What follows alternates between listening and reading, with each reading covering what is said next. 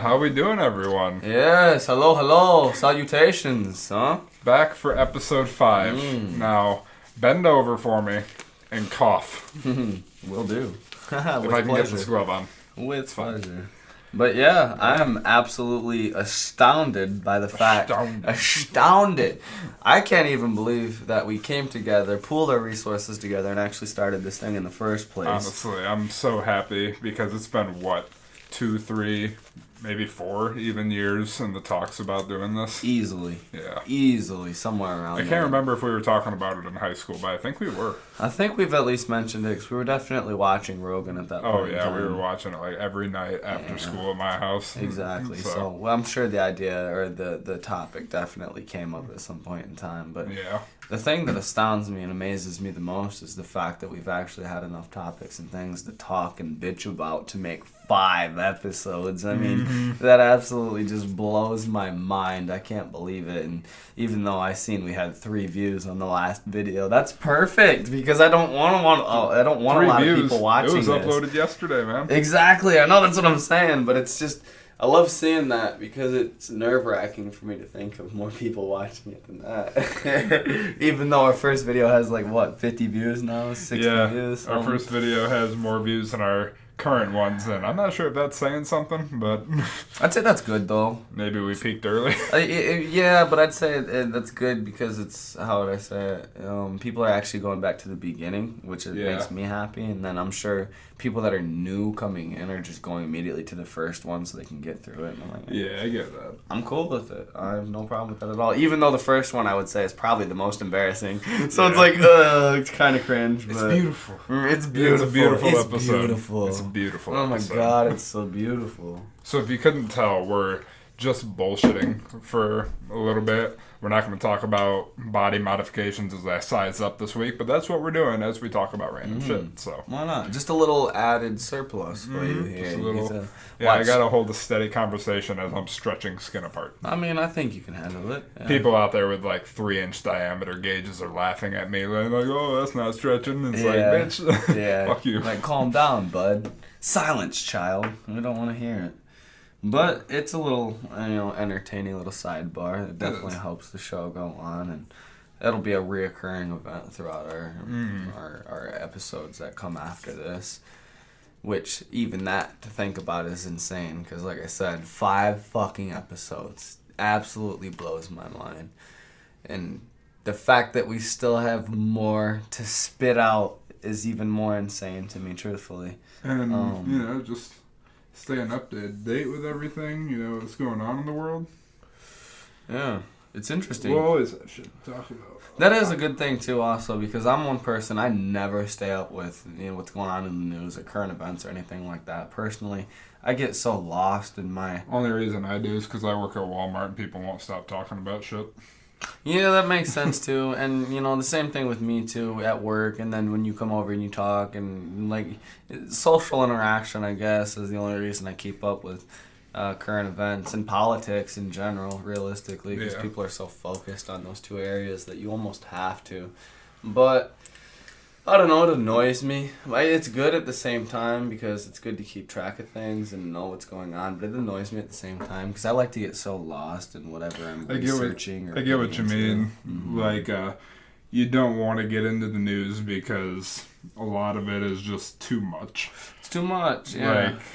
Seems like there's just something new every day. I get it, that's kind of the point of news, something new every day, but when it gets to the point of it fucking with your mental health, then it's something different. It's detrimental to society, I believe. I truly think so, and that's one thing that scares me.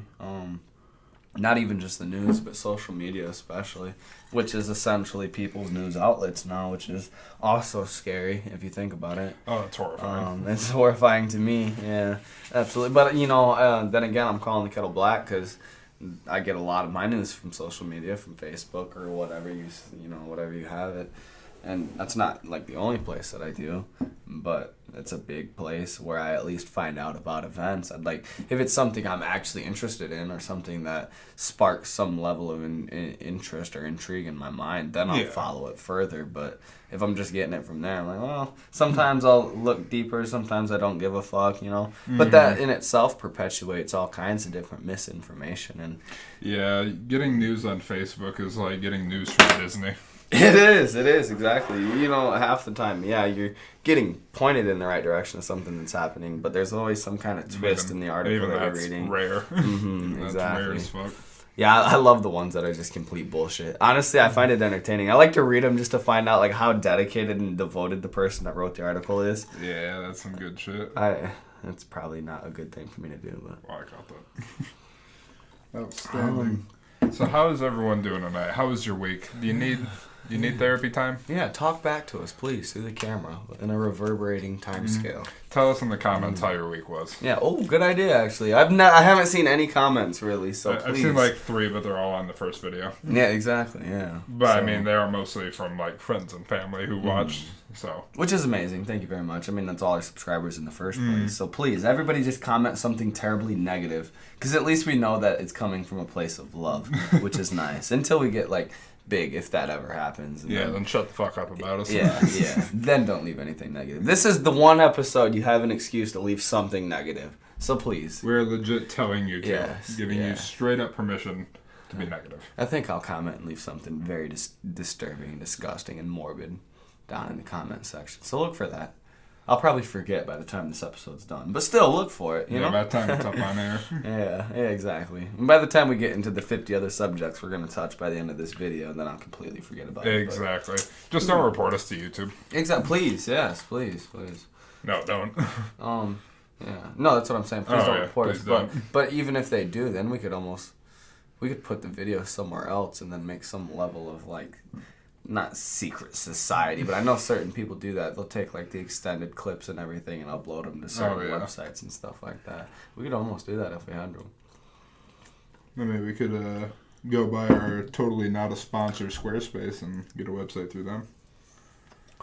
It'd be nice if we could get some sponsors too in time, but what level do you actually have to reach in order to actually get quite a few thousand subscribers? I figured, yeah, that makes sense. They got to make it worth it for them to spend money on you. Which I'm actually glad we don't even have that many subscribers, because that would make me way too anxious. I mean, I'm already anxious as it is, let alone, but having 1,000 people tuned in, watching everything that you're saying and doing, that would be a little bit... It'd be fun, though. It would be fun. It's going to be fun. I hope we get to that level, but yeah, it does still make me nervous. I'm just a nervous person as it is. I get that. But it'll be exciting, that's for sure. But yeah, we're kind of just free-flowing this episode, you know? Why not? Like, like our first 3. like the first 3, and then the 4th one, we kind of had something going on. We're getting there. We're still dialing down on the rhythm of things and figuring everything out. And, you know, it's nice to have a structure of everything that's going on so you know and everything's uniform and flowing a bit better. But you also don't want it to be too structured, because then it comes off as being too robotic and just mechanical, and we don't want that either, so... You gotta have a bit of both. At least it's the way that I'm seeing it right now. A healthy dose. Definitely a healthy dose. A dose will do, you know, so. Sometimes. Sometimes. You definitely want to make sure the setting is right. Yeah, sometimes you want a little bit more than a dose. Yeah. Yeah, sometimes you definitely do. I agree with that. It just depends on the time. You'll meet God. Possibly. Yeah, possibly. You know, because... Would be an interesting conversation, huh? Yeah. I'd really like to talk to him about my life so far. Same. Not even just mine, just everything. I have so many questions. And they're sized up. Beautiful. Look how easy that was. Beautiful. That was so quick, too, actually. I didn't even notice. Yeah, I still haven't hit that painful stage of yet. No screams of agony? Not yet. No writhing in pain? I'm expecting it soon. I'm slightly disappointed, but... Honestly, me too. I thought this would be a little bit more... This is very anticlimactic when I do this. But still, it's something. It's awesome, actually. I'm jealous. You know, I wish I had the balls to do it. I might do it in some point in time. Get your nose. Yeah, I would definitely won't do that. Come on, dude, your nostrils. I have too many blackheads as it is. Yeah, I'd get some kind of like huge ass fucking major blackhead that looks like a mountain that I gotta fucking pop or some shit. It'd be so disgusting. I hate, like, I don't hate people with acne. Like, it almost came off sounding like that, but I hate having acne. And I know everyone does. That's such a basic fucking thing to say. Who doesn't fucking hate having acne? But my point still stands. It's a pain in the fucking ass. I would get craters on my fucking face. Oh, damn. Yeah, like, the big fucking boils. Like, I get them, like, right here. I had one I had to go to the doctor to get cut because it was growing, like, right here by my fucking eye. Wow. So, yeah. Painful, I'm sure. Oh, it was painful as fuck. So, he had to inject, like, numbing medicine into my fucking nose. And then he took a fucking blade and he fucking raised it. Yeah. Like that chick, Dr. Pimple Popper. Yeah, it was horrible. Hell no. Dude, my entire, like, right upper part of my face was fucking numb for 2 hours. That's horrible. It felt great, though. I bet. Weird. Well, yeah, I bet. But still, that's horrifying, though. As you can see, I got a little nasty fucking pimple on the pop recently. I got one by my lip right here. Oh, yeah. I fucking hate blackheads so much. I get them real bad on my nose. I really don't get that bad at acne, but my nose is terrible. I got this Jew nose, and it's absolutely horrible. I'm actually Jewish, so if anybody wants to say anything about that, then come at me. I mean, they'll have to attack our issue for you. Oh, wait. Exactly. Shit, that already happened. Yeah, no shit. Yeah, multiple times. Yeah. More than we've been attacked yet. Yeah. But I'm excited for the first time we truly do get attacked. I feel like it'll be fun. Depends on for what, though. True, yeah. I do hope we start getting made fun of, though. I'm excited for that. Memes would be fun. Yeah, and I know it's, like, weird asking for, like, a type of making fun of, but, like, I want good-hearted shit, like, you know, just small, picking shit apart about us. Definitely. That we can laugh at, too. Definitely, yeah, exactly. Go hard on me. I don't even give a fuck. Be malicious about it. I'm excited. I mean, yeah. Why not? Who cares? I'm excited. I'll probably cry about it, but that'll be even more fun. When you realize all the rumors about yourself are true. Yeah, no shit. It's fucking hilarious. But yeah, I don't necessarily have any topic to talk about today. Honestly, do you have anything in mind, or what are you thinking? I don't know. I guess we could, like, talk about fucking dreads or some shit if you wanted to. Dreads are amazing. So a subject matter I guarantee we'll have to confront at some episode point or another. Certainly, yeah. And you obviously have more experience and knowledge in the area of dreads. I'll just have to throw out before you get started. Man. Well, for one thing, like, you know, I've been wanting to dread my hair for a long time, and you know that I've had long hair in multiple periods of my life. But it's so weird seeing you with pictures of long hair. It is odd, eh? The only time I've seen you with somewhat long hair was only like 2 inches long. Yeah, true. And that was like a few months ago. And it's because you came in at a later stage of my life. I guess it's a medium stage of my life. Yeah, seeing pictures of you in like middle school from people is so crazy to me. Yeah, that is true. It's funny. It's odd for me to see it too, though, actually. But I've been on a really long drought spell of just, you know, having short hair instead of long hair. And I've been thinking about going back to long hair, but I haven't got quite to that point yet. It's easy, man. It's so easy. It's definitely easy, and the thing is, it's kind of dumb. I'm kind of lost in one of those things. You know how you'll like say something, and then you feel convicted to pull through with it? Yeah. But you just, and there's a part of yourself that's like, man, that's so fucking stupid. But I always tell myself, like, I'm not going to dread my hair until I'm ready to die. Like, it's the stupidest You fucking always thing. gotta be ready to die, though. Fair point. Like, Touche. Yeah, but I guess I should say in old age. No one knows when they're gonna die unless, you know, it's tragically suicide or something like that. But no one knows when they're gonna die of natural causes. Exactly, you know what I mean? exactly. And I always bring that up to people too. I was actually just having a really good conversation with my cousin, the other Dalton, the other day, and we were talking about our plans, you know, and what we could do with our futures, and what we want to do, and what's realistically going to be happening, and what's plausible, and all this good shit. And I was like, yeah, you know, like, I really want to go back to college and all this, but I'll probably get into the trades because I don't have the money to go back to college. But I could also die in a car accident in a week or two. And, you know, their faces were like, But I was like, it's so fucking funny. Like, they can't take reality, man. I had to say it. Yeah. Like it's true. Yeah, it is true. That was the whole point of the infamous YouTube channel Unisanas. That was to get the message across that it's 1 year. Mm-hmm. After a year, this channel will be gone, and there's nothing that can be done about it. And you just got to live with that. Mm-hmm. You know what I mean?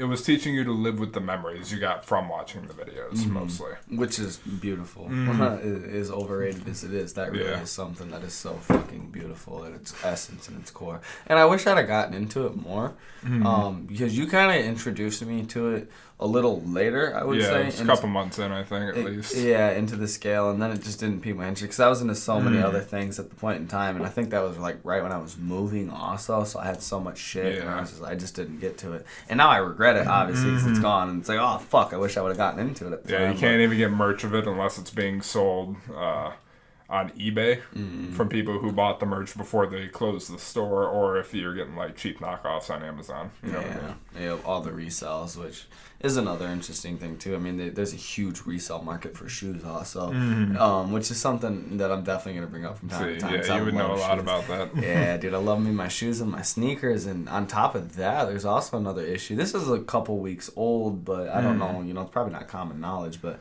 there was this kid that his mom was like a top level executive at Nike. I don't know if she was the president of the company or VP or something like that, but she was up there, and he was using her credit card to order shoes that were not released yet, or right when they released at that point in time, so he could get a huge stock up on all of these shoes and then sell them at their resale price. Damn. Absolute piece of shit. But you know what I mean? Like, people do that anyways, and there's a huge resale market. That's why you got StockX and Grail. That's why you got Xbox S, or the Xbox Series X, X or S, and then the PS5. Like, people are buying those out and reselling them for like twice the amount on fucking eBay. Really? Yeah. I actually did not know that. That's nuts. You go on eBay, look for like a brand new one, it's like $700, $800. Yeah. Wow. Is that just because demand's so high? Yeah, demand's so high. They don't even carry it in Walmart anymore. Like, they don't have any in stock. You have to order them all online. Wow, that's so disappointing. Through like Walmart.com, or can you order them through like Amazon? .com, I think. You might be able to order them through Amazon too, but yeah, it's gonna be a minute. Huh? That's so disappointing, because I've been wanting to get a PS5, and I got my Stimmy and everything, but I gotta buy a vehicle, so I'm not quite ready to spend all that money yet. But I took a good chunk of it out for savings later. Smart, yeah, definitely smart. That's it in my safe. That's what I wanted to do, but I haven't been able to do it because I need to get the vehicle. My ideal plan, though, if we do get another one, is to probably honestly invest half of it, save a quarter of it, take the other quarter, spend it on bills, and then spend half of the other quarter on spending. Yeah. That's how I see it. That's typically how I spend, or how I save my money. It's a good idea. Good game plan. It's good to have a budget. You know, we've kind of dived into financials a little bit here and there, and it's definitely something that people should know. Me with a little Canon camcorder recording this, I don't know shit about money.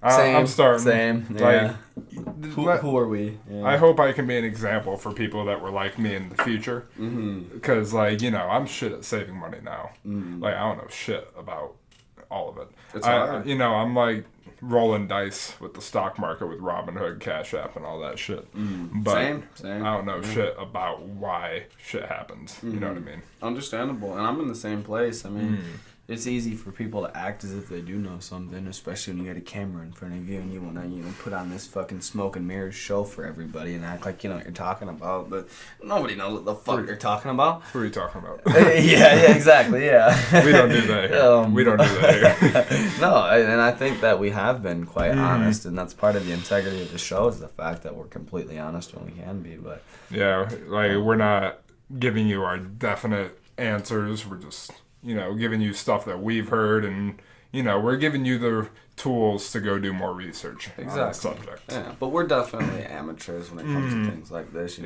I wouldn't take anybody's advice when it comes to financials unless you're fucking Warren Buffett or Bill Gates or Elon Musk. Yeah, Dave Ramsey, people like that. Like, I hate to say it, but those are the people that I would listen to. I wouldn't listen to Joe Small that's telling you, hey, yeah, fucking do this. Hey, man. Yeah, it looks like it got you far. Like, yeah, you know what you should do. That's very... Working on the same line next to you. Hey, man, you know where you should invest your money? I don't know, man. You tell me. Mm-hmm. Where should I invest my money that you're still here working next to me on the line and you are 10 years older than me? Yeah. Where should I invest my fucking money? Yeah, that is true. I'm glad I got in so young as I did. Realistically, we lived in a perfect time, and I like to think about that a lot. Like, oh man, I wish I was born in the 40s, so I could have grown up, seen the 50s, been of age during the 60s, and 70s, 80s, all that good shit. But realistically, we were born in the perfect time. Yeah. I mean, there's no denying that. Because we got access to so much information, but the thing along with that is we have so much access to disinformation. Oh yeah, definitely, and, definitely. Whether what's right, I almost said what's white. What's white? What's right and what's wrong? It's such a blurry fucking line anymore. Like, it isn't, but like if you're reading the news and shit, you see a bullshit article that you don't know if it's fucking real or not, but you're basing everything off of that. Exactly. So like that can build up, and you go and you search what you're looking for, and Google will show you stuff that you're wanting to see about that side of the subject matter. You know what I mean? Which is bullshit, yeah. They give you a biased presentation of what's going on. YouTube, people say YouTube does that a lot, but it's... Because I like to refer back to Ari Shaffir's experiment when he opened a new YouTube page, and he was just searching puppies. And the algorithm would only show him puppies after that. It's feeding into what you're searching for. I've noticed that with YouTube, which is nice, yeah. But then again, that still brings up biased information, because if you're going typically to Democratic or Republican sides... Exactly. That's why it can be bad in that respect, because it'll show you the sides that are taking your side, but it won't show you the side that may or may not be right about the subject. That's up for debate, but... you still have a side that's not showing you. Exactly. And in the same sense, I mean, you also got to look at it, the algorithms aren't perfect. You know what I mean? Yeah. Like, they're still building on that. They're still working on that stuff. And just a bunch of automated robots trying to figure out, oh, he swore in this episode, take his money away. Yeah, literally, exactly. Like, bitch, we're rated 18 plus. Don't take our fucking money away. Very true. Very true. This is what you signed up for. This is what we signed up for. Yeah, exactly. This is what we signed up for. And to think about it too is Google owns YouTube, so of course there's going to be that level of the same biases going towards people and everything. But one of my favorite things, and we've talked about it before a while ago, but I don't think we brought it up on the show yet. What's up? Was the differences between Aldous Huxley and George Orwell, because Aldous Huxley was actually George Orwell's teacher. He was his English teacher. He taught him how to write for the most part. And more people know of Orwell than they do of Huxley, because Orwell's taught in school. You've got 1948 and a few different other stories, Animal Farm and certain things like that they actually teach in school. But they War don't. of the Worlds. Yeah, War of Worlds, exactly. But they don't really teach Huxley anymore. They used to with Brave New World, but they've banned it now because they've got drug use and everything in that book. But it's a really intelligent book, and realistically, I think they should bring it back and put it back in schools. But that was one of their fundamental things, because Aldous Huxley's dystopian novel was Brave New World, and Orwell's was 1948. But where they differed was in Orwell's dystopian novel, the way that they were going to control people was withholding information from everybody. And Aldous Huxley's version of a dystopian world, the way that they would control people was by an overload of information to the point where people wouldn't be able to tell what's true and what's not Exactly. true. And to be honest, that's essentially more along the lines of what I see is patternized throughout our society, truthfully. Huxley is one of the best authors of the millennia. Oh yeah, but not a lot of people knew when he died, as told by Marilyn Manson and Coma White. Yeah, I'm glad you brought that up. I was just gonna ask you. That's awesome. Yeah. He was shot on the same day Kennedy was, but the papers didn't even care. Shot around the same day.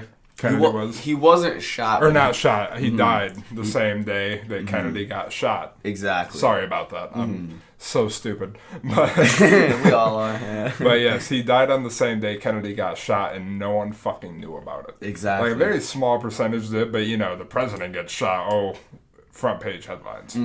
Yeah, everybody knows about it. There's conspiracy theories for 70 years down the line. Yeah, still one's being thought of. Kennedy got out of a fake bottom in the limo and is now living as Elvis in Mexico. It's like, what the fuck? I mean, you never know. And Tupac's down there too, I heard. Hell yeah, with Hitler. Yeah. Hell yeah. No, Hitler's in Argentina, but they're pen pals with each other. Exactly, there we go.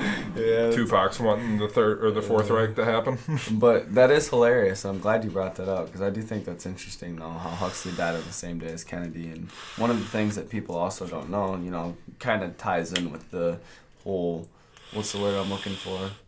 Aesthetic of the channel is the fact that when Huxley died, he had his wife administer him LSD on his deathbed. Ooh. So he went out tripping on some acid. And I don't think I would want to do it. I don't know. Woo! Personally, no, I don't want to because I want to go out in my experience. Yeah, exactly. Yes. They consider it your working mind, and I want to go in my working mind. I want to completely experience everything that's going on. I want to feel it as soon as my soul or whatever the electricity burns out inside my body. I want to know exactly what that feels like. That's the pinnacle point right there. That's what everything leads up to. Why would you want to miss out on that? What type of funeral do you want?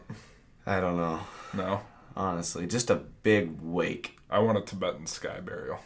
Oh, nice. Yeah. Nice. That is cool. You know what that is? Honestly, no. It sounds so cool, though. They pretty much toss you into a field and let nature take you back naturally. Oh, the birds will eat you and shit like that. The worms will get right into your fucking eye sockets day one and shit. I want it. That's what I want. See, I have heard of that. I don't want my family to spend, future family, not my parents or my sister or anything, but I don't want them spending like $50,000 on a fucking funeral. You know what I mean?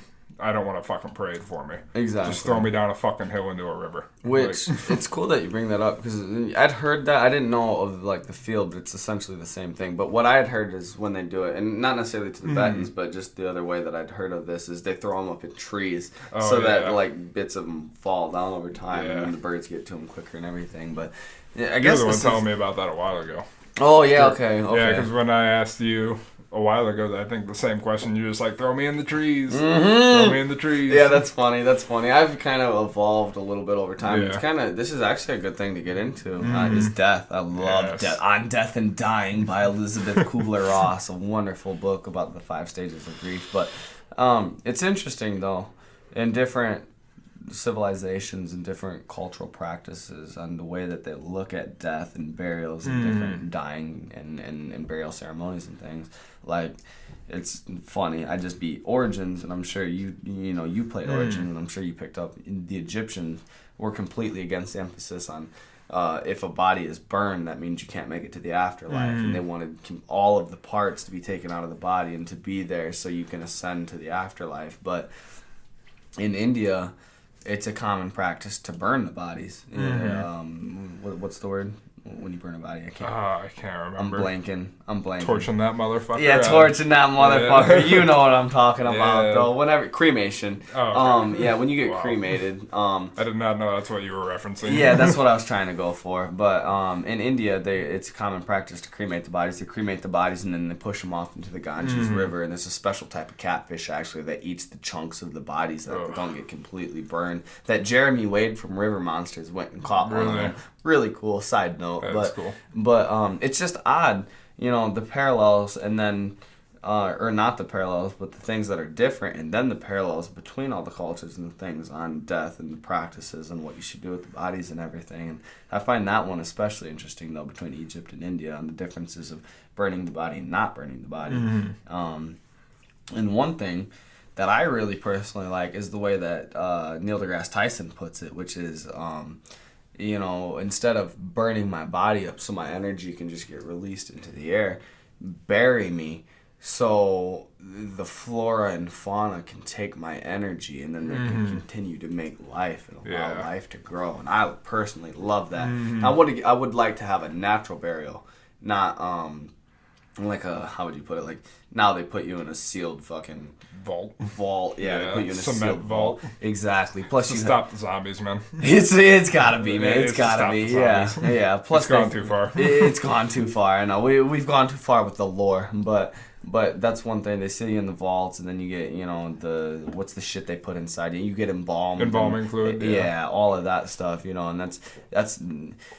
In modern day practices, they feel that's what we have to do. But truthfully, I mean, I would just, if I could have it allowed, just bury me in the fucking ground. Just throw me in a fucking hole. Like the mafia. Yeah, exactly. Throw me in a fucking hole in the middle of nowhere. Throw me in a cornfield. You know what I mean? Why not? Like, I don't give a shit. That's what I would prefer. And then my energy can be dispersed into the flora and fauna. You know, why not? That's the way I would much rather have it done. But that's, you know, the other aspect of course, in America, in a capitalistic society, we've absolutely made death and dying a huge capitalistic enterprise. Of course we did. We make it with everything. Yeah. We can go down to the courthouse and get married, and it costs, what? I don't have any fucking idea. A few $100, I'd assume. For a marriage certificate and a ceremony there. But... no, a lot of people want like a $50,000 fucking wedding. Yeah. They want all their friends and family that they don't talk to there. And then they want this giant fucking reception party that goes for like 2 days afterwards. And it's like, why do we spend all this fucking money on that? Yeah. Like, it's of no use. If you want to be with me for the rest of your life, or if I want to be with you for the rest of your life, we just live together. Yep. We don't even have to get legally married. People do it for tax reasons. Exactly. I mean, that's like the only thing people get married for is tax reasons. Yeah, that's true. But it seems more economically friendly to just live together. Yeah. And just be happy together. I agree. Just meet me under the full moon on Halloween. Be prepared to drink some of my blood, and we'll be good. A little bit of dog blood in there. Yeah, a little bit of dog blood, just enough. Never hurt anyone. Yeah, not too much. Never hurt anyone. Just enough. Just perk it up a little bit. Add some spice, a little bit of flavor. No biggie. A little bit of cinnamon. You know what I mean? And we'll go to a party afterwards. Celebrate our life. That's all you need. Yeah. You don't need to pay all that fucking money. Nothing but bullshit. Same thing for a funeral. You don't need to fucking have this big ass viewing. Yeah. Like, you know, it's good for closure in some cases, but you don't need it. Exactly. We need it because it was marketed to us that we needed it. But the viewing is supposed to be the funeral. Exactly. Like, back in the old days where they put your body on a fucking burn mound. And just, you know, that was the viewing and the funeral all in one. Look how much time that saved. Because there's definitely 2 hours less. There's value in seeing somebody you know and love being dead, though. Yeah. As morbid and horrible as it is, there's definitely value in it because it reminds you of your mortality. I was just watching Attack on Titan yesterday. Nice. And General Erwin, you know, got attacked by the Titans, and they have to decide who to give the fucking Titan serum to turn into a Titan to save from the brink of death. And he was going to give it to Erwin, but he was like, no, I fulfilled his last wish. And now he gets to rest. He gets to sleep forever, and he doesn't have to live in this hellish world anymore. Okay. So it's kind of like that way. You see someone that you love dearly die, but they have escaped all the pain of this world. Exactly. That they can get. Yeah. That now they rest. And that's why, you know, a lot of people don't talk ill of the dead, even though we're growing up in the generation of memes, like a day after a famous person dies or some shit. And I hope I get memed about when I die. Same, yeah. Like, me too, honestly. I just want to get memed about in general. I feel like it'd be so amazing. Yeah. That's the pinnacle of my life, is getting a meme about me. It's funny how 20 minutes ago we said we're going to talk about dreads, and it got to life and death. Life and death. Why not, though? I mean, that's, so quick. That's a great representation of life, is, you know, talking about life and death. And that's something that people like to block out. Nobody likes to think about death. Nobody likes to talk about death because it's such a scary, bad, horrible subject to talk about, when it's realistically it's not. It's part of life. You're gonna die. Everybody's gonna die. I'm gonna die. You're gonna die. Our bodies are gonna turn into nothing. They're gonna be dust, ashes, and dust, and then dust to dust, ashes to ashes, and it will be what it will be, and that's how it is, and that's why we have to make the most of the time that we have now. Exactly. Be here now. Be here now. Speaking of which, quite a random place to go to, but Oh, yeah. what is it? The Midnight Gospel. I still haven't watched it. Dude, you gotta get through it. I love the end so much. Isn't it only like a season? Yeah, it's only. I believe so. I believe there's only one season so far. Yeah, I know. At least that it's on my list. My list of shit I need to watch. I love it so much. I don't say no. I guess let me back up.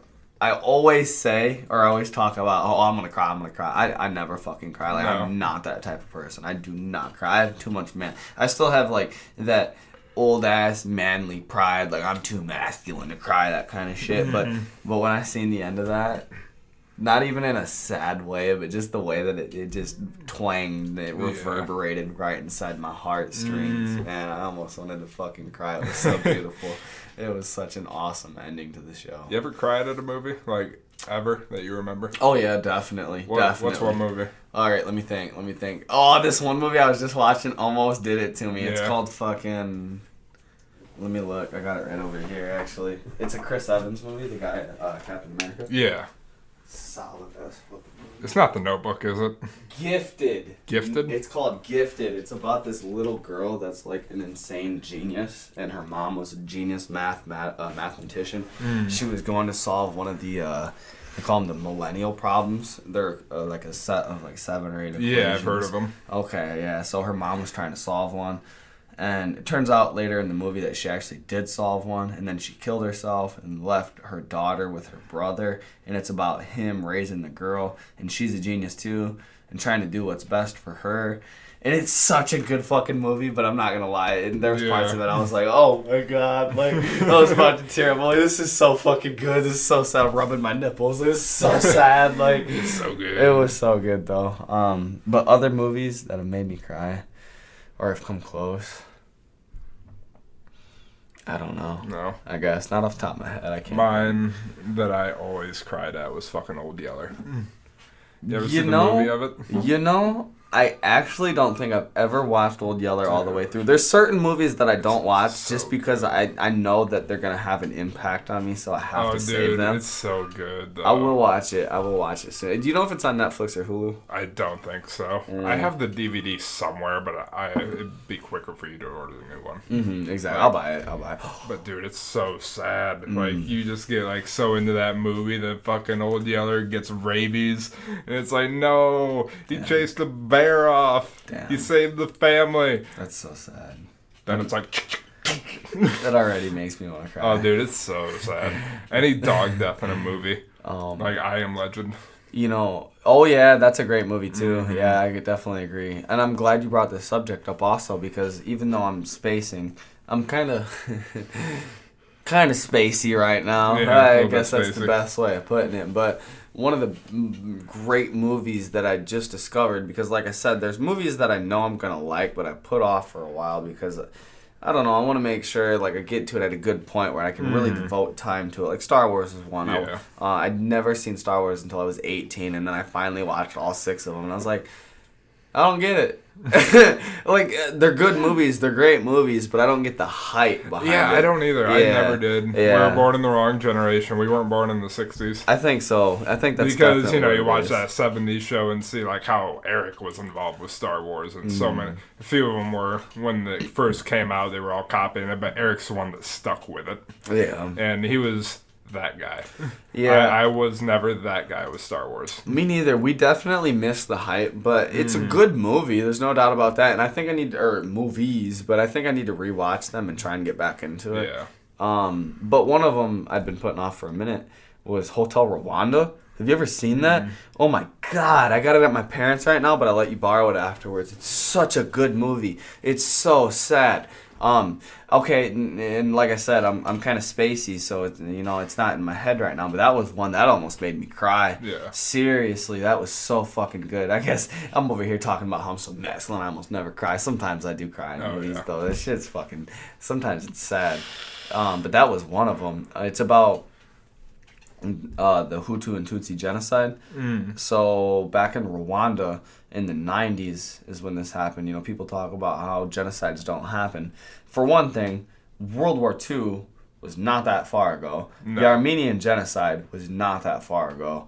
And the Rwandan genocide, which was in the 90s. 30 years ago. Exactly. That is not that long time ago. We act as if everything's so peaceful and everything's absolutely just shining and wonderful and, you know, rays of sunshine and butterflies. But it's like, that's not the reality. And truthfully, that scares me even more, the fact that everybody's putting on this front, because that means something deeper and darker is dwelling and it's building on an unconscious level that people don't realize. But the Rwandan genocide, as I said, it happened in the 90s. And what it was, I guess back when Belgium and all of the European nations were trying to settle over in Africa, they were obsessed with race and different races and different types of people and like the shapes of their heads and their skin types and everything like this. So they were trying to find ways of dividing them, and they started calling them the Hutus and the Tutsis.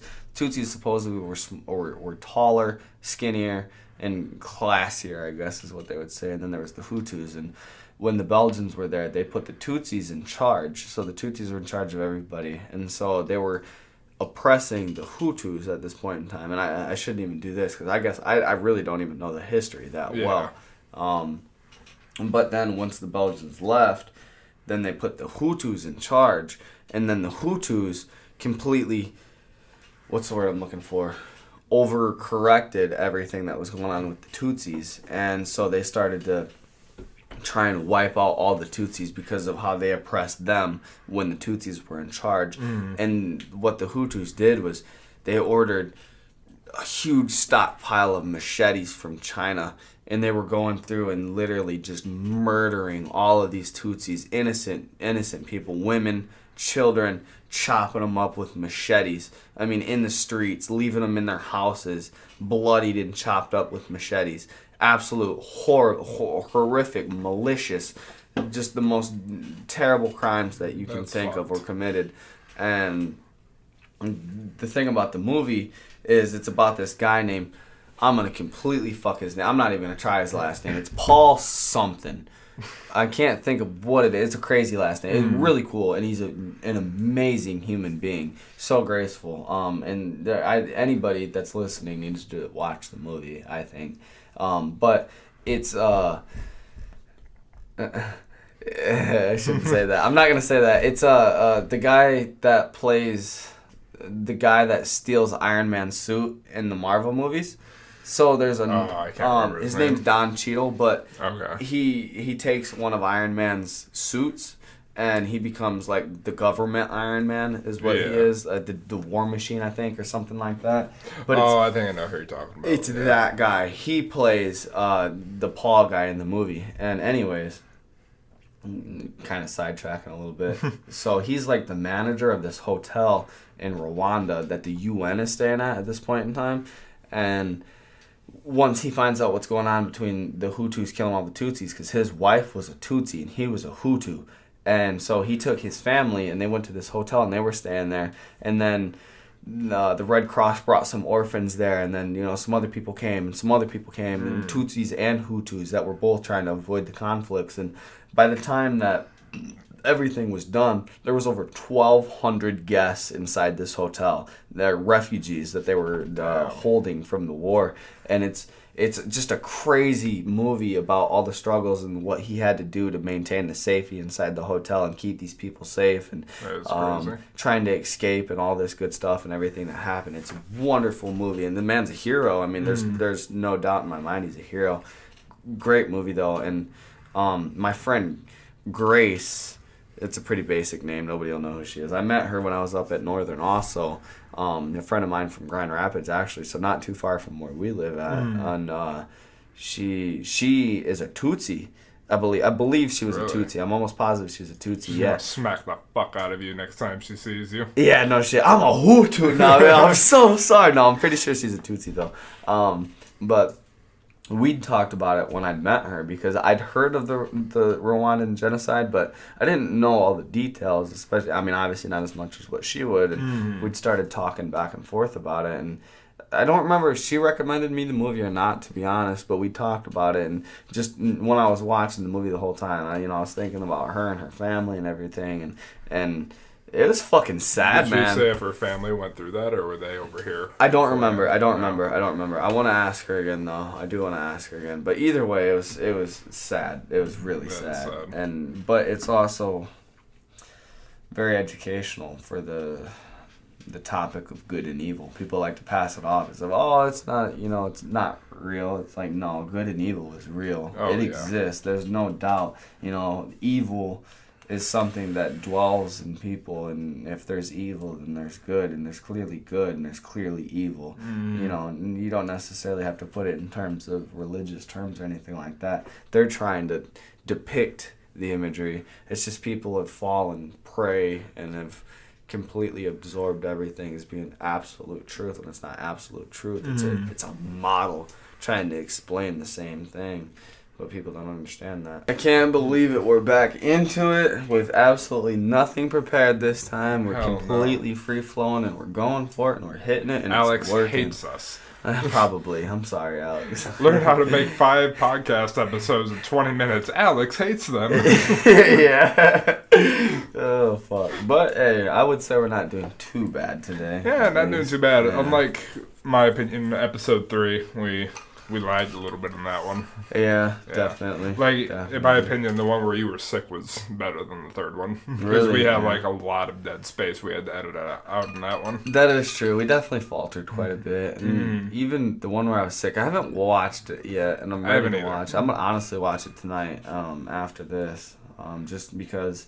I don't know if I've mentioned it on camera yet or not, but I'm so fucking nervous and anxious of everything that I do and say that I have to watch every minute of it. It's such an odd thing, but I do. I don't know. Make sure you didn't name drop anyone. Now you're like, don't watch this episode. Don't watch it. Yeah, dumb shit, and then like I said, mistakes, like certain things that I know, especially watching from a point where I'm not like on camera, when I can sit there and actually think about things, and then becomes so much quicker. Yes, you're so much quicker, and then like when I see something, when I'm bullshitting or I'm trying to explain an idea, and then I throw something out that's wrong, and I'll be like, oh my god, you fucking idiot, and it pisses me off. It pisses me off so much that I want to like write it down so I can mention it in the next one, and then I'm like, nobody's gonna care that much to actually even fucking... Not until they're trying to cancel us, and they'll go back to these first few episodes after we're like 300 in and be like, look at what they said. True. Yeah. Look at what they said. That is probably true. Hopefully not, but we'll see. Then at that point we'll be like, we'll be like, man, we're fucking ignorant at that point, and we're ignorant. I'm fucking ignorant. I'm still fucking ignorant. I'm ignorant. I'll always be ignorant to a lot of shit. Exactly. And that's the thing. We're trying to learn. That's the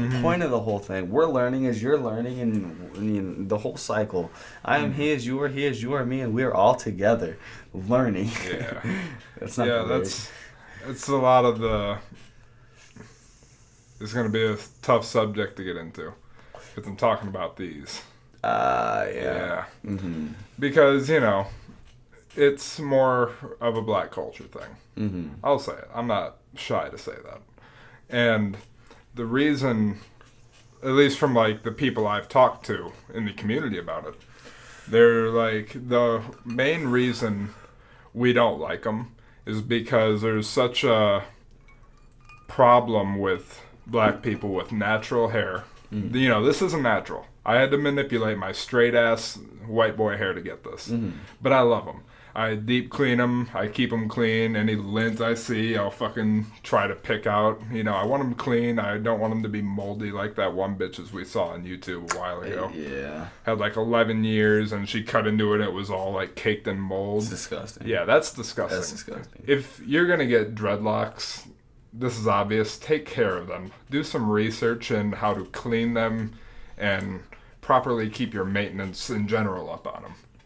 I'm still not the guru, obviously, for them. Look at how fucking sprayed these are. These are newer dreads, but all these kinks. You are my dreadlock guru. Oh, I can show you better, man. I'm trying to get the dude on the podcast. I want him to be a guest for the dude I learned from on YouTube. That'd be cool. Yeah. Oh, yeah. Name's Christopher Hopewell. He's otherwise known as Lazy Dreads on YouTube. Nice. He hasn't done it in a few years because he combed his dreadlocks out. He had them for 11 years, and he fucking combed them. Wow. Yeah. Wow, no way. I didn't think you could do that. I thought you had to cut them out, honestly. I did that. Remember my first dreadlocks I had? To be honest, no. Oh, Sorry, dude. I'm a piece of shit. That might have been while you were at college, too. Oh, okay. Yeah, so I had to get these out, I had to take a rat tail comb, right? It's one of those combs with like the needle type thing. Had to start at the very tip and then just push through, go back, push through, and you had to do that for each one for fucking hours. See, it's a pain in the ass. Okay, it's easier to cut it. I'm a retard. I remember your dreads the first time, but I don't remember you combing them out the first time. I think that was when you were at college or something like that. Okay. But, yep, so rat tail comb, just pushing through. Had to do that to every single one. Took about 2-3 days to do. And my buddy Dylan came over along with my sister, and we just fucking all started brushing them out. It was a fucking pain. Went through a whole bottle of conditioner. Wow. Yeah, because we have to, get a fucking handful, lather it in conditioner so it doesn't break a lot of hairs. It just slides the hairs out. Damn. And I'm lucky I decided I wanted to redo them then because, I had one that was right in the middle. And yeah, my OCD fucked with me. I know I still got a few smaller ones. That's equal. Good though. Your OCD was telling you something. Yeah. So I went and got them professionally done. Oh, by the way, shout out to Grateful Dreads in Ann Arbor, Michigan. With the 20 people we're giving shout outs. Hey, still... Hopefully a million people will be watching this in the future, exactly. So they'll come back and see it. Well, shout out to, I almost name dropped the YouTube channel Lazy Dreads. Shout out to Grateful Dreads in Ann Arbor, Michigan, because I scheduled on Facebook with Grateful Dreads. I got to the appointment, they didn't have me in the schedule book, but they called one of their regulars, stylists. They called one of their stylists in, I think it was his day off, or he came in early because I was there and they didn't have anyone to do it. Cool as fuck. Yeah. So, I leave, and as I'm, in the chair getting these done, I'm getting text messages from Grateful Dreads. And they're asking me, are you still coming to your appointment? And I'm like, yeah, I'm in the chair. Damn. Hoping they'd, pop their head out and say, oh, yeah, he's here and shit. But no, I didn't find out until after these were all done. After I was in my car about to leave, that I was texting with someone in Oregon's version of Grateful Dreads. That's crazy. So I made an appointment with a place in Oregon, as I live in Michigan. Oregon's on the other side of the country for people who don't know the American geology. Geography. Geology. Well, yeah. Study of rocks. Close enough. You got to know your rocks to know states, people. Yeah, but they still got me in. And for that, I am extremely grateful for them because that would have been a 2-hour wasted trip up to Ann Arbor and shit like that. So, shout out to them. Yeah, that's really cool. I wish I could remember my stylist's name. He was cool as fuck. And, I can't wait to go back up there again. Exactly. No, that's awesome of them, honestly. I mean, that's great customer service for one thing. Exactly. Crazy that it wound up being like that. Talking to the people in Oregon. Exactly. I mean, horrible mistake, I guess, for them. I'm sure they were looking forward to the money, but exactly. Shit happens. Sorry, guys. But I don't think I ever finished my thing from earlier. So the reason a lot of black people and even some white people don't like white people with dreadlocks, and that's their taste. I'm understanding of that. They don't have to like my hair. That's fine. But they don't like it in the black community because it's so much harder for them to get jobs with their natural hair. Because, they could be going for, high-paying jobs that they are extremely qualified for. But, they don't have professional-looking hair. And it's because, for them, it's their natural hairstyle. They can't, do anything about natural hair. They can comb it out, but why should you have to comb your natural hair? Which, I mean, don't get me wrong. I am not completely anti-empathetic to that, and I understand exactly where they're coming from, but I hate to say it, but that's more of a reflection on the institution you're trying to get a job in than definitely. another culture. But definitely, like I said, I'm not sensitive to the issue. I'm definitely sensitive, but I'm just too ignorant to even speak on the topic, to be honest. I know what you mean. That's why I'm just talking. Exactly. I'm taking all the weight on this one. Exactly. Yeah. I'm going to get hate for this one. But, yeah, it does reflect a lot on the institution for what they can, qualify as professional or not. Because, Because that's bullshit. Yeah. I mean, no matter where you're at, bullshit. that's bullshit. There's no reason that should happen to anybody. Yeah, like, I would understand if they would yell at me because, obviously this isn't my natural hair. But even that's I bullshit. had to manipulate this. It is bullshit. You should be able to wear whatever hairstyle, color, piercings you want to any job unless it's going to interfere with your safety. Yeah. Like, if you work at a factory, like, that uses line works and has, like, a bunch of pulleys and shit on their machines, you don't want this. It's not as safe. Yeah, or any place that... Like, you're not allowed piercings if you work at a place that makes baby food, because we have a factory in town. I was told that. But, yeah, you can't have any piercings because, bacteria, I guess. I actually didn't know that. Yeah. That makes sense, though. I mean, a highly sterile environment. Yeah. And I believe Meyer, like the one we have, it doesn't allow people to have colored hair as far as what I was told. Really? Or, like, a lot of... facial piercings and shit like that. That's bullshit too. That's discrimination. Yeah, hands down. That's discrimination. Yeah. That's bullshit. Not racial discrimination, but in some cases it might be. No, yeah, but it's discrimination. Yeah, it's discrimination against body modifications. Here we go back into body modifications. Yeah, but, we're trying to avoid it. Yeah, we talked about it already. Yeah. But I mean, fuck it. And another reason they don't like white people with dreads, and another reason I understand is because.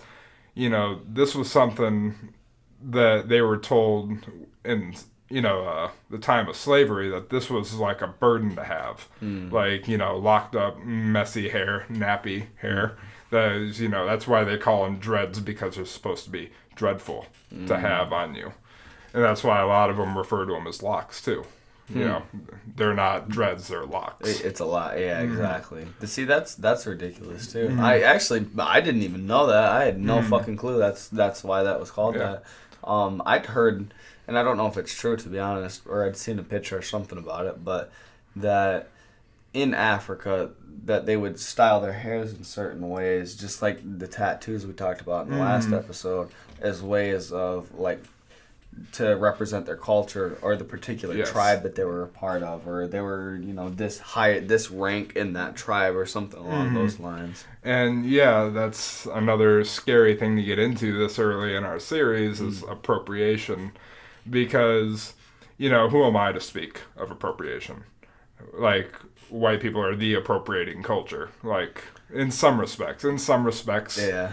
But I think it's more labeled as appropriation when you try to say that it's your culture. Like people say, Vikings had dreadlocks, but in fact they didn't. They wore matted braids. They'd braid their hair and then it'd get caked in mud and shit.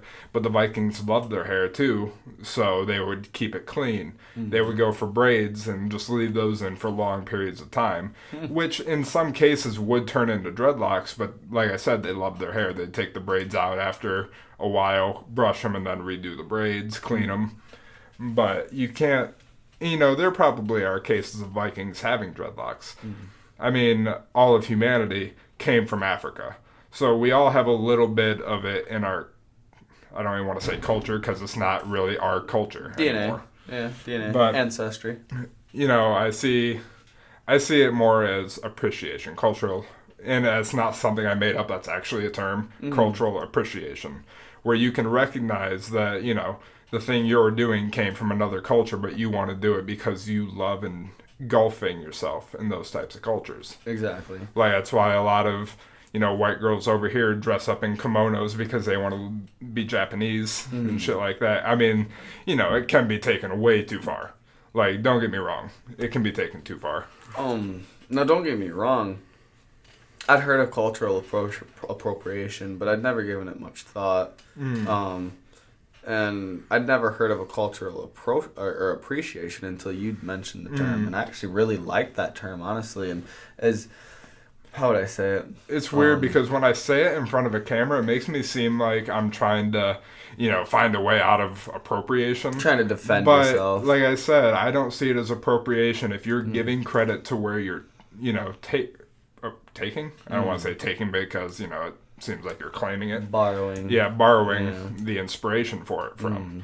That's why, I appreciate that culture, so I want to kind of dive into that culture a little bit and not claim it as my own, but just do it because I appreciate it. Yeah, exactly. And personally, the way that I see it in the first place is I'd never thought of it as much of an issue anyways, because I'd always seen it as appreciation in that sense, and I never even thought of it as an issue, which, again, that can come back to my ignorances, of course. I mean, I guess I'm just completely ignorant of the subject. Well, not, like I said, not like all black people or white people get mad at dreadlocks. Exactly. I know a couple black girls at work, and they're like, "Oh my God, I love your hair," and I'm like, cool. "Thanks." It's baby dreads. Yeah. Like they're not even looking good yet, but thank you, I appreciate it. And she just got like these box braids in, so they're really cool looking. That's cool. Yeah. Just the fact of cultural appropriation in itself, I'd never thought of it as much of an issue because the way that I see it, at least in America where we're at, I don't think we even have any foreign viewers yet, but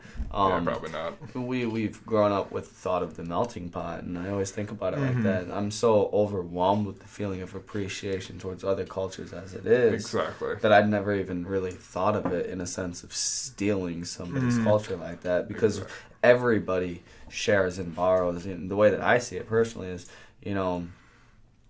I guess I look at it differently, because I look at it in two perspectives of ideas and then actual cultural phenomena, because you got like in the sense of ideas, like the melting pot. Yeah, the melting pot. Like if there's an idea that's going to help humanity, you obviously want to share that idea. I think it was Volvo that came up with the 3-point harness seatbelt, and then they didn't patent it. Exactly. Yeah, so everyone could use it. So everyone could use it instead of making money on it. So that's the way that I think of it, is everybody shares it for the betterment of humanity, and but it is different when it comes down to culture in that sense, because that's something like, your family has your particular Christmas tradition, and if somebody's, copying your Christmas tradition, you're not necessarily going to like it. Yeah, it's not tradition anymore. Exactly, but in a way, you can also get into that sense like, oh, I started something, and now people are starting to follow, and now we're growing kind of like our own big family for it. It depends on what it is, though. And that's the way that I see it, is it's like, at least how I would think is, wouldn't you at least be happy that somebody's bringing attention towards your culture? Exactly. But I guess it depends. I guess that's the difference between appreciation and appropriation. Exactly. Because if people are using it as a way of like making fun or something, then obviously I could see why they'd be pissed off. But and then I guess there's the middle ground of just being completely ignorant, but then there's the level of bringing the attention back. So I guess it just depends on how you look at it. And again, I'm just working my thoughts through it in the first place, because I don't think about, it on a daily basis, and possibly maybe I should. And just and it's like anything, not all white people think the same, not all black people think the same, not all Chinese people think the same. It's like some will see what you do as appreciation, some will see it as appropriation. And there is a fine line, but I think as long as both sides are willing to sit down, have a good discussion about it, they can come to a middle ground in a way, you know what I mean? Yeah, like just something as basic as hair can like cause such a controversy, but a lot, like I said at work, I have black friends that say, "Oh, I love it." And the kid that was getting his dreadlock extensions in Grand Rapids, he was black, and he'd peek in on me getting my dreads. He's like, "Hey, man, those are looking good." It's like, "Hey, nice, that's nice." Cool. That's so cool. It is cool. And see, that's love. That's straight love. That's just love for an individual. Like, if someone saw me like white or black and saying, "Oh, you're not supposed to have those," it's like, but why? I mean, I get why you don't want me to, and I respect that. But I also appreciate that same culture you're telling me I'm not allowed to, and like that's murky waters still. Like, and that's my biggest problem when it gets into talking about cultural appropriation. My biggest problem is like, it does seem hateful. It seems as if they're just trying, like most of the people that you hear talking about it are spitting it from a place that seems hateful. And the people, like the kid that's checking in to see, like, "Hey man, your dreads are looking great." Like he was so fucking cool too. Yeah, and he's not coming from that level of hatred. Like, "Hey man, you know what I mean? Like, why are you getting these dreads?" Exactly. He's just supporting in that sense. But then you hear like stories of people who like got them cut off by people who didn't think they were supposed to have them. And that's fucked up. But that's also the extreme end of the spectrum there, which you have everywhere. Exactly. You want that, you want the lower to middle ground of how angry you can be about things. Like, you can be like, I don't totally agree with it, but I respect your right to be able to get them, Exactly. You may, like, and a lot of it's like they're calling them natural dreads, but when they're sectioned off, they're not natural. You know what I mean? Because you manipulated them. Makes sense. Natural would be like just not combing your hair. Letting it go. Yeah, letting it go.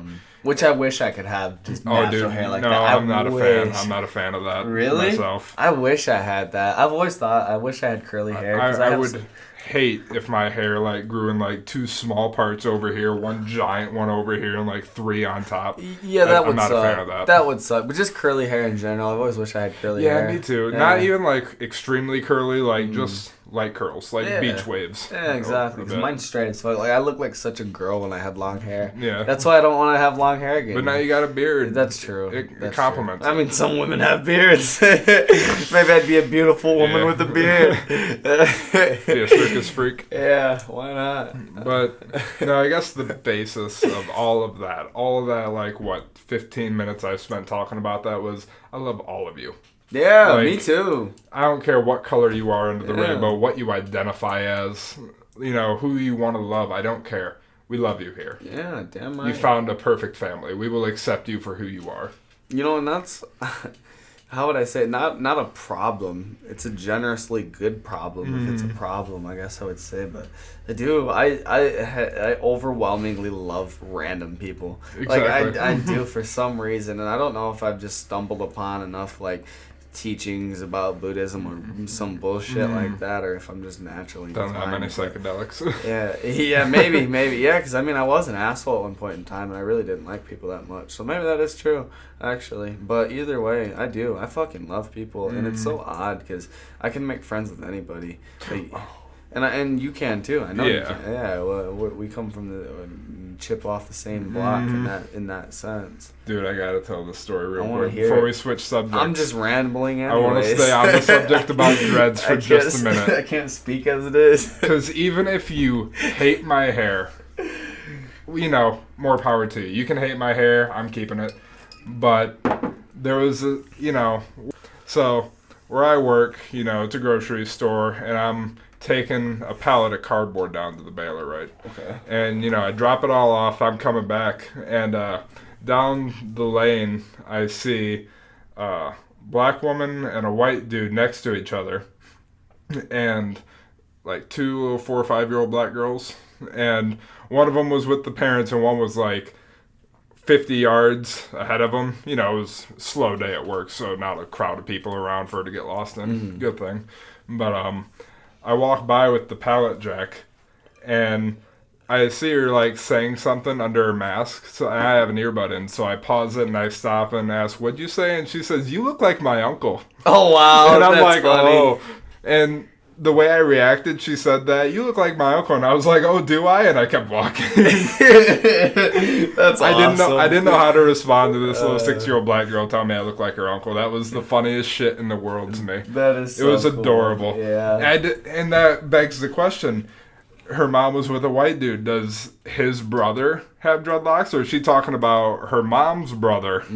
That's where I kind of got lost. I'm like, "Oh, do I?" And I fucking walked because I didn't want to be part of that conversation. Either way, that's awesome though. And honestly, I love the honesty of little kids. Me too. It's so funny. I have no idea who the quote is, and I'm probably not gonna get it right because I'm fucking faded right now. But there's the quote. There's only 3 people that are honest. It's what is it? Kids, old people, and drunk people or something like that. And I don't know if it's old people or what the other group of people is, but either way, I find that so hilarious. Yeah, and it's so good. So true. Yeah.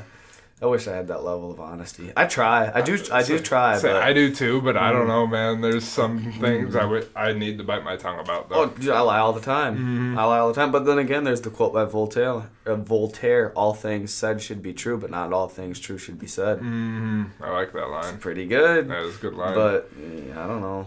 I guess there's a difference between just not saying the truth and manipulating the truth, which I do manipulate the truth, and I shouldn't, but everybody does. Yeah. And, if it's...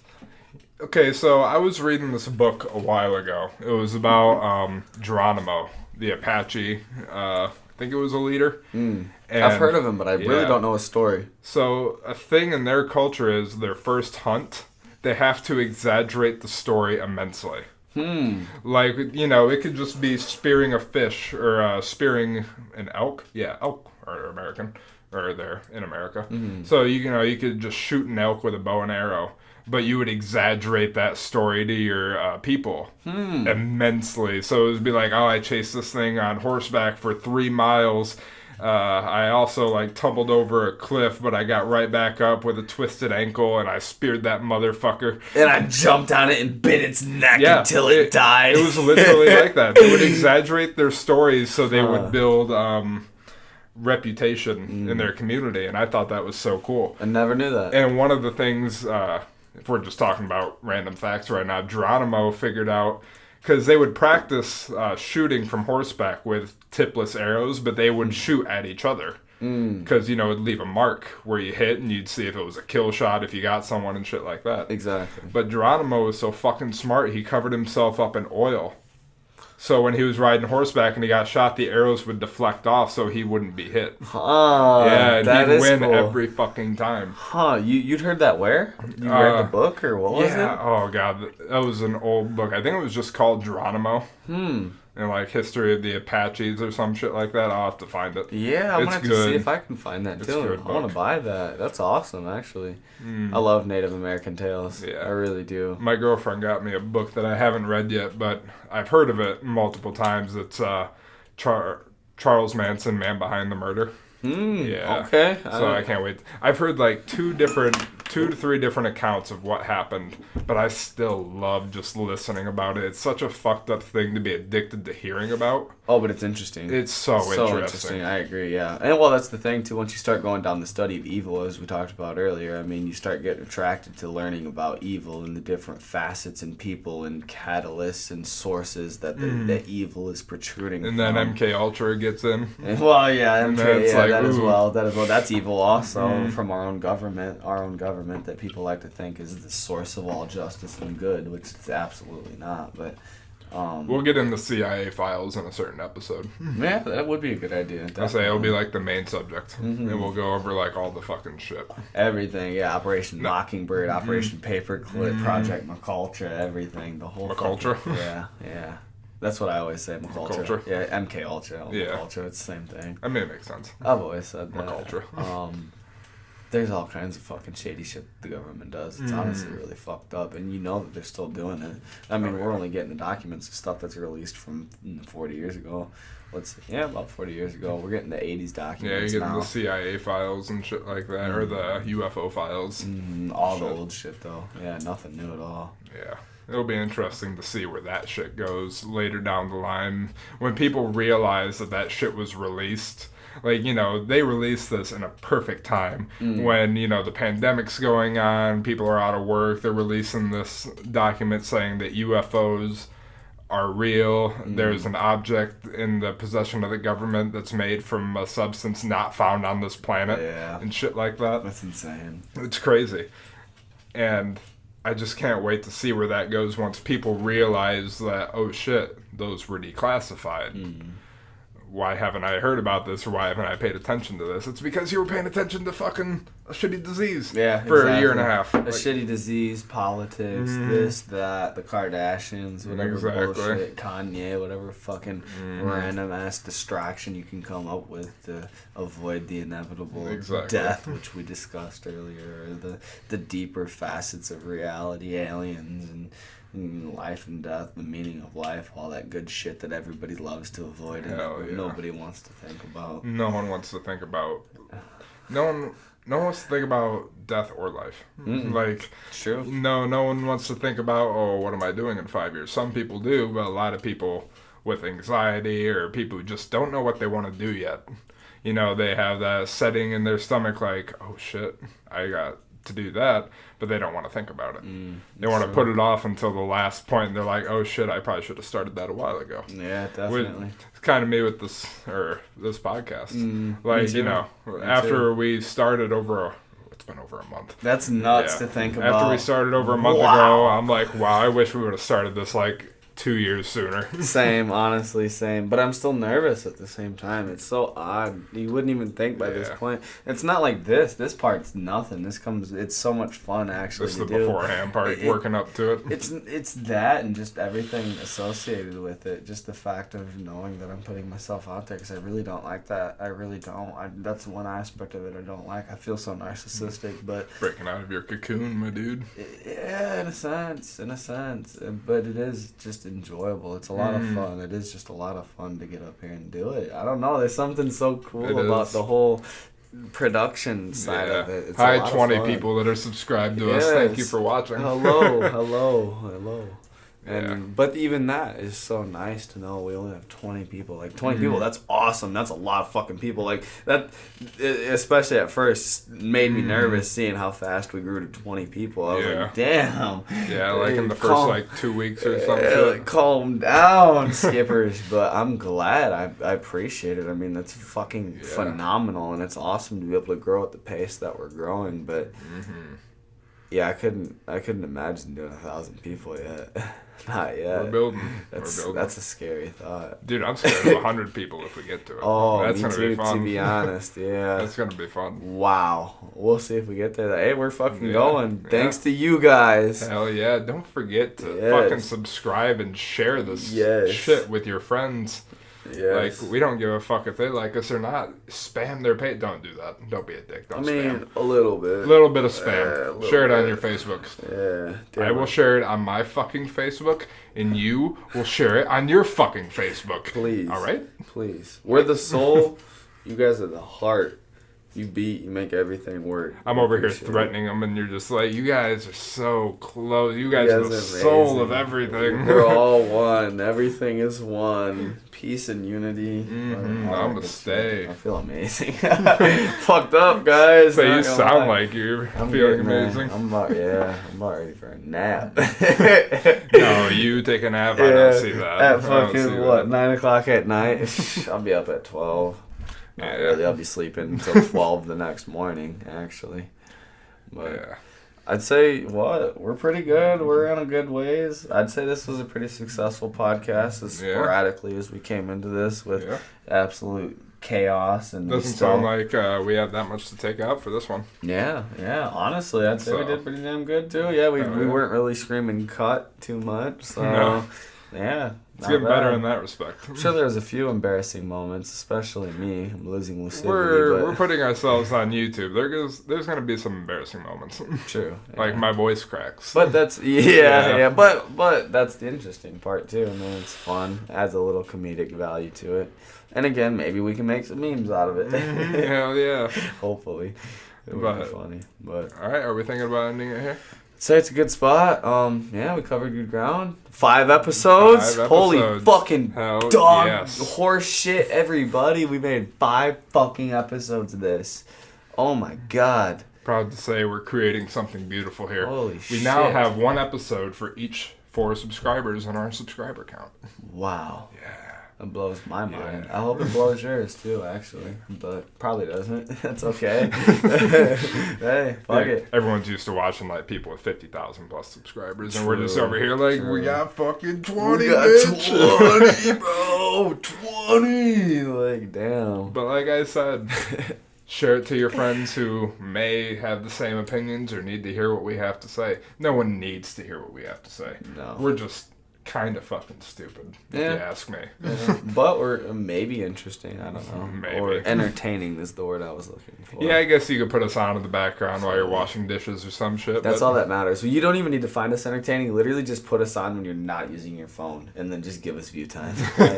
I'm cool with that. I have no objections at all. Listen to us while you sleep. Yes. So you can hear us echoing in your voice. Yeah, so we can infiltrate your subconscious, so we can start to take over you like a Manchurian candidate. You will be a facet of the message we're trying to spend. You see how capitalism has infiltrated my subconscious. I think I'm gonna have to go off myself now. Good night, everybody.